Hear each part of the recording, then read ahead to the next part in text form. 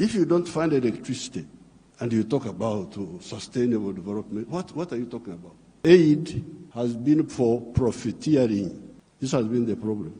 The World Bank people and other groups have been talking of sustainable development. I have never seen sustainable pregnancy. Pregnancy must become a baby. I would even ask you to change those words in your documents. Africa does not need sustainable what? You could call it sustainable underdevelopment. How many railways have been constructed or funded in Africa? The few that have been was by China. I've been trying to look for a loan for irrigation. I can't easily get it. Very difficult to get. A loan for seminars, very quick. The crisis which is in Africa today is because of philosophical, ideological, strategic, economic mistakes, which we have been talking about since the 1960s. This is not an accident. When you see the crisis in many of the African countries, the collapse of states, we predicted this in the 1960s. Philosophical, ideological, strategic mistakes. I don't have time to amplify each one. But I was very happy to hear the president of the World Bank talking about prosperity instead of profiteering. These were his own words. That's what I picked. This has been the problem. Aid has been for profiteering. This has been the problem. Now, the World Bank people and other groups have been talking of sustainable development. Even in your documents, I have seen those words there. Sustainable development. I am now going to be 80 years old. I have never seen sustainable pregnancy. That a woman is pregnant this year, the pregnancy continues next year, 3 years, 4 years, it never happens. In life, pregnancy develops sustainably within the womb of the woman. Quantitatively, the baby is growing bigger and bigger. But at some stage, quantitative growth must be transformed into qualitative change. The pregnancy must become a baby. If the pregnancy remains pregnancy, the fetus will die. So therefore, I would even ask you to change those words in your documents. Africa does not need sustainable what? You could call it sustainable underdevelopment. Africa needs socio-economic transformation. The pregnancy must become a baby. The baby must grow and become a teenager. The teenager must grow. That's what happens in life. You cannot have quantitative growth and you think you are doing anything. The main reason why there is no growth is because the growth factors are not funded.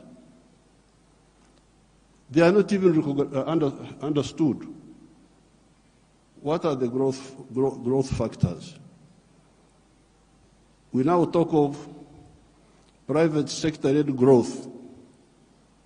Yes, but for the private sector to grow, what does it need?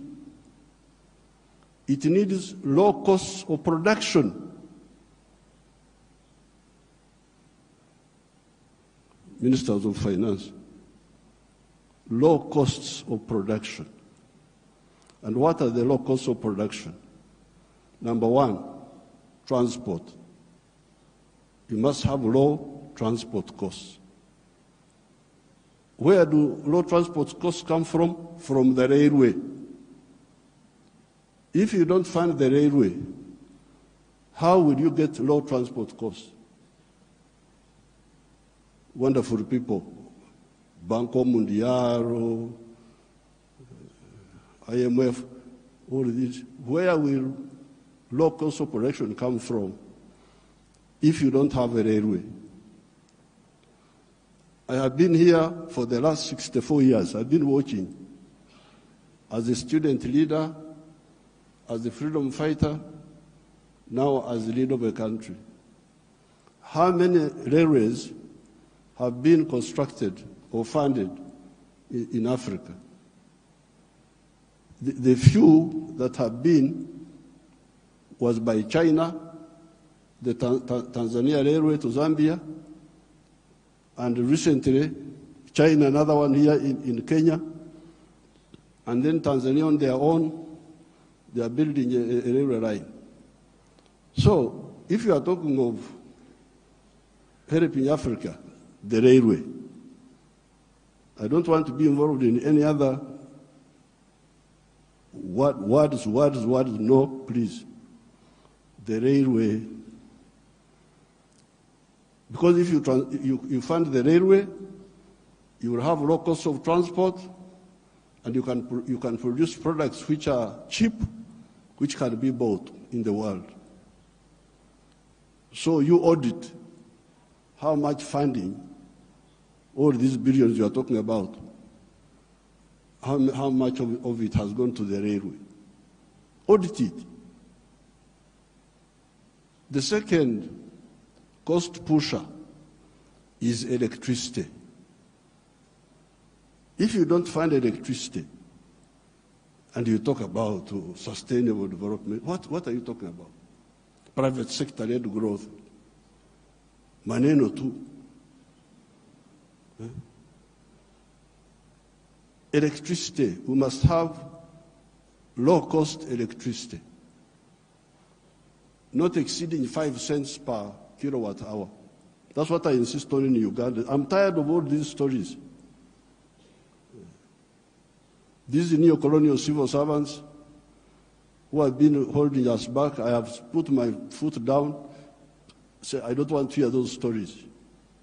And Uganda is developing, and it will develop, because I don't entertain that nonsense anymore.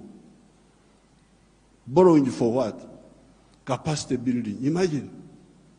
Seminars. They call you in a hotel, you eat chapati, you eat mandazi. They say that is capacity building.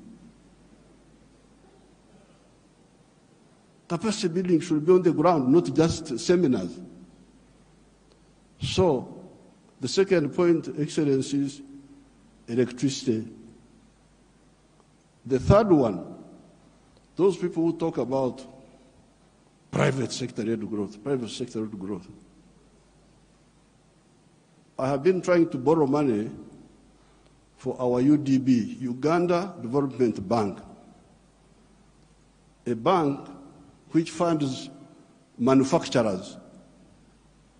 No, I don't get support for that.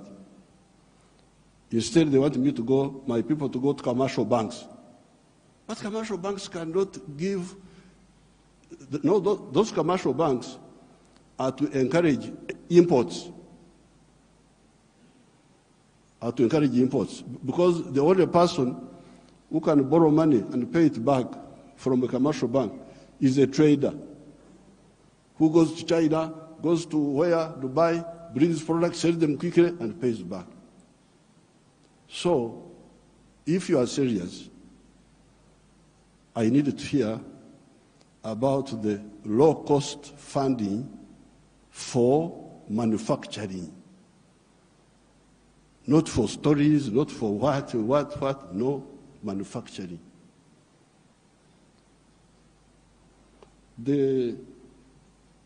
How about funding for irrigation?